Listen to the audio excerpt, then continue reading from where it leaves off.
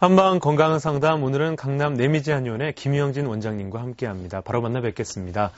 원장님 안녕하세요. 네, 안녕하세요. 네, 반갑습니다. 네, 반갑습니다. 네. 자, 자가 면역 질환에 관한 강의를 계속 네. 이어주고 계신데요. 네. 오늘 준비하신 게 또 궤양성 대장염입니다. 네, 그렇습니다. 궤양성 대장염 어떤 건가요? 네, 궤양성 대장염이라고 하면 일반적으로 우리가 세균이나 바이러스의 침입으로 일시적으로 장에 염증이 생기는 일반 대장염과는 다르게 만성적으로 장에 염증이나 궤양들이 반복적으로 나타났다가 사라졌다가 그것이 더 나중에는 악화되기를 반복하는 증상으로 일반적으로 궤양성 대장염 같은 경우에는 장 전반에 걸쳐서 만성적으로 나타나는 염증을 뜻합니다. 예. 특히 이제 궤양성 대장염 같은 경우에 이와 비슷한 자가 면역 질환이 있는데요. 이제 크론병이라고 하는 것이 있습니다. 근데 크론병 같은 경우에는 복통을 주증상으로 하고 혈변과 설사 같은 증상이 부수적으로 나타나게 되는데요. 궤양성 대장염의 경우에는 이제 복통보다는 혈변과 설사를 주 증상으로 하게 됩니다. 또한 장 전반에 걸쳐서 염증이 나타나기 때문에 대부분의 경우에 직장에서 염증이 나타나는 경우가 상당히 많습니다. 또한 직장에서부터 상행결장, 횡행결장, 하향결장에 이르도록 장 전반에 걸쳐서 염증이 생기기 때문에 이러한 장 전반에 염증이 생기면서 대장의 천공이나 또는 만성적으로 제 장에 염증이 생기면서 영양 부족이라는 여러 가지 증상들이 나타나실 수가 있습니다. 네. 그 크론병에 비해서는 궤양성 대장염이 예후가 물론 굉장히 좋은 편이긴 하지만 궤양성 대장염의 경우에도 반복적인 염증이 나타났을 경우에 대장의 천공이나 또는 대장암으로까지 발전할 수 있는 그런 질환입니다. 네, 그만큼 위험 부담이 또 크기 때문에 잘 살펴봐야겠군요. 네, 그렇습니다. 이 궤양성 대장염의 원인은 어떤 게 있습니까?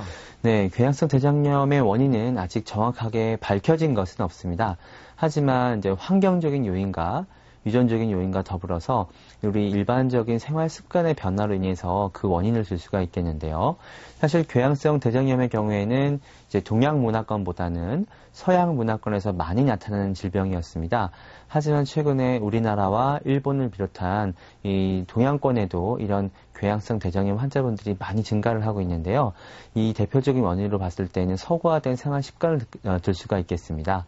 과거의 음식과는 다르게 우리 몸의 체질에 맞지 않는 음식들이 이제 많이 섭취를 하게 되면서 그로 인해서 장에 이제 부담을 일으키게 되고 그 장에 부담을 일으킨 것이 면역력을 떨어뜨리게 되어서 그런 원인으로 장에 염증이 만성적으로 생기게 되는 것입니다. 네, 역시 생활 습관을 빼놓을 수가 없네요. 네, 굉장히 중요하죠. 예. 네. 이 궤양성 대장염의 주요 증상은 어떻습니까? 네, 궤양성 대장염의 주요 증상은 주로 혈변과 점액변 그리고 설사 등을 들 수가 있겠는데요. 그 외에도 여러 가지 부가적인 증상들이 많이 나타나게 됩니다. 대표적인 예가 복통과 발열, 그리고 영양 흡수, 에너지 흡수를 할 수 없는 영양 결핍 때문에 체중 감소, 또는 관절염, 또는 여러 가지 피부 변화, 또는 간질환과 같은 여러 가지 합병증들을 유발을 할 수가 있습니다. 특히 궤양성 대장염의 경우에는 이제 직장에 염증이 있는 경우에는 만성적인 설사뿐만 아니라 변비까지도 유발을 하게 되는데요. 이러한 장의 염증으로 인해서 나중에는 대장 천공이 이루어지게 되고 또 이러한 것들이 나중에 더 발전을 하게 돼서 독성 거대 결장이 생기는 경우가 있습니다. 이러한 경우에는 나중에는 장을 절제하는 수술까지 받기도 하게 됩니다. 네. 양방과 좀 다르게 한방적으로 이 궤양성 대장염을 치료하는 네. 방법이 따로 있을까요? 양방에서는 일반적으로 궤양성 대장염의 경우에 증상을 완화시키는 치료보다는 단순히 그런 혈변과 설사를 억제시키기 위한 그런 어떤 치료를 하게 되는데요. 그래서 이러한 것들을 관회요법이라고 합니다. 치료가 아닌 증상을 억제시키는 어떤 그 치료 목적을 하는 건데요. 주로 이러한 경우에는 증상을 억제시켜 놓기 때문에 실제로 치료가 된다기보다는 우선적으로 증상이 없어지는 것뿐이지 완벽히 치료가 되시는 건 아닙니다. 네. 따라서 양방의 경우에는 스테로이드 제제나 소염제 계통의 약물을 써서 일시적으로 증상을 억눌러 놓게 되는데요. 설사 이렇게 소염제나 이제 그 스테로이드 계통의 약물을 먹어서 증상이 완전히 사라지게 되더라도 3년 이내에 재발하는 경우가 약 75% 정도가 됩니다.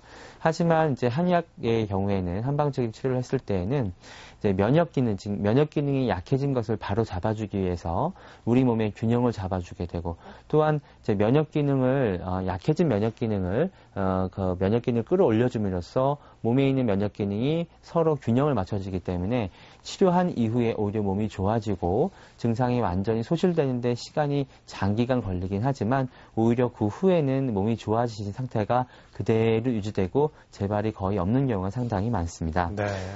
특히 한방치료 같은 경우에는 면역력을 강화시킨다라는 표현을 많이 쓰게 되는데, 사실 이러한 경우에 면역력을 강화시키는 것들은 우리 몸에서 면역력을 균형을 맞춰서 우리 몸이 약해진 면역 기능을 높여준다는 거지 실제로 면역 기능을 과항진시킨다는 그런 의미는 아닙니다. 네. 따라서 한방에서 치료를 했을 때 몸의 균형을 맞춘다는 원리 하에 치료를 하기 때문에 치료 후에도 그 증상이 나빠지지 않고 재발률이 굉장히 적은 것이 이제 특징입니다. 예.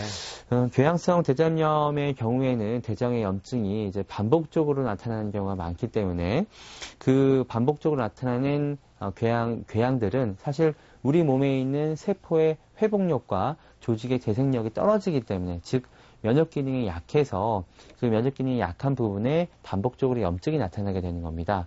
그리고 우리 몸에 이제 면역 기능이 과항진된다는 얘기는 결국 약해진 면역 기능을 다시 끌어올리기 위해서 내 몸을 살리기 위한 어떤 한 가지 반응으로 볼 수가 있겠는데요. 이러한 경우에 최근에 이제 국제 학술지에 실린 논문 중에서 뜸 치료가 소염제나 스테로이드 제제보다 오히려 월등한 이런 궤양성 대장염의 경우에 증상을 완화시키고 또 설사와 혈변을 완화시킨다는 논문이 실리기도 했는데요. 네. 이러한 어떤 뜸요법 자체가 면역 기능을 증강시켜주는 어떤 효과가 있기 때문입니다. 또한 이제 약침요법이나 약물 치료와 같이 우리 내부 안에서 약물이 작용을 해서 내부 장기의 균형을 맞춰주는 것뿐만 아니라 조직의 어떤 회복력을 키워줄 수 있는 그런 에너지를 공급해 줌으로써 이러한 면역 기능을 조절해 줄 수 있는 여러 가지 방법들이 있습니다. 네. 이렇게 궤양성 대장염이 앞서 생활 속에서 빚어지는 거라고 말씀하셨거든요. 네, 그렇습니다. 결국 생활에서 치료를 해야 할 텐데 네. 예방법으로 어떤 게 있겠습니까? 네.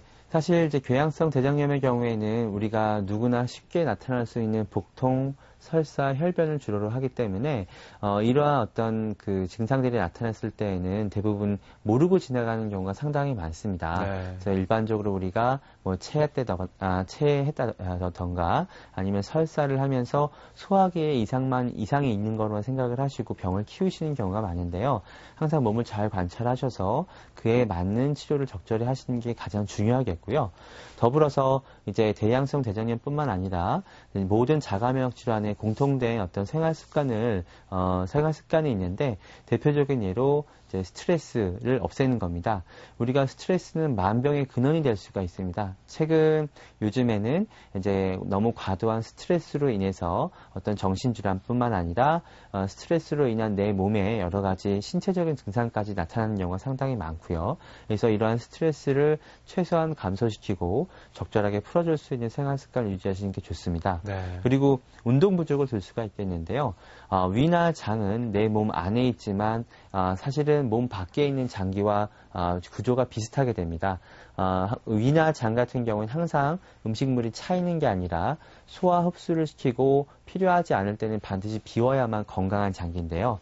따라서 운동을 해서 위나 장에 운동이 활발하게 이루어져야만 이러한 증상들이 생기지 않게 예방을 할 수가 있습니다. 세 번째로 이제 중요한 것이 이제 식생활을 들 수가 있겠는데요. 누구나 좀 잘 아시겠지만 대표적으로 이제 인스턴트 식품, 사실 우리가 자연적인 음식이 아닌 인공적인 감미료나 인공적으로 가공한 이런 음식물들은 내 몸에서 흡수하기도 상당한 많이 부담이 따르게 됩니다. 따라서 이러한 음식들은 최대한 배제하시는 것이 좋고요. 더불어서 음식을 그때그때 바로바로 해서 장기간 냉장고에 보관하는 음식들은 상당히 좋지가 않습니다. 그래서 음식은 제때 조금씩 그때그때 해서 드시는 게 가장 좋으시고요. 또 하나 식품 첨가물이나 밀가루 음식들과 같이 방부제나 여러 가지 식품 첨가물이 많이 들어가는 음식들은 우리 몸에 들어가서도 전혀 흡수가 되지 않습니다. 따라서 이러한 음식들은 철저하게 가리시는 게 좋고요. 더불어서 적절한 수면을 통해서 내 몸의 세포가 조직을 재생시킬 수 있고 하루의 피로를 완벽히 회복할 수 있게끔 생활 리듬을 만들어 주시는 것이 굉장히 중요합니다. 네. 예, 조금 소개를 해주시긴 하셨지만 네네. 궤양성 대장염 환자들은 음식을 좀 어떻게 가려 먹어야 할까요? 네, 아마 이런 질문 상당히 좀 제가 환자분들한테 많이 받게 되는데요. 아무래도 이제 대장에 염증이 생겼다고 하니까 음식에 굉장히 관심이 많으십니다. 하지만 우리 위나 장은 자연적인 음식물은 대부분 잘 섭취할 수 있는 것이 아주 건강한 상태로 볼 수가 있겠는데요. 이러한 경우에 1차적으로 가장 중요한 것은 소화 흡수가 잘 되는 음식을 골고루 드시는 것이 굉장히 좋습니다. 어떤 특정한 음식이 좋다고 해서 그것만 과도하게 많이 드시는 것도 좋지 않으시고요. 또한 너무 음식을 가려서 영양분이 결핍된 증상으로 나타나시는 것도 좋지 않으십니다. 그래서 대표적으로 그때그때 제철에 나는 음식이나 또는 음식을 하실 때 조금씩 그때 바로 해서 드시는 음식이 가장 좋다고 볼 수가 있겠고요.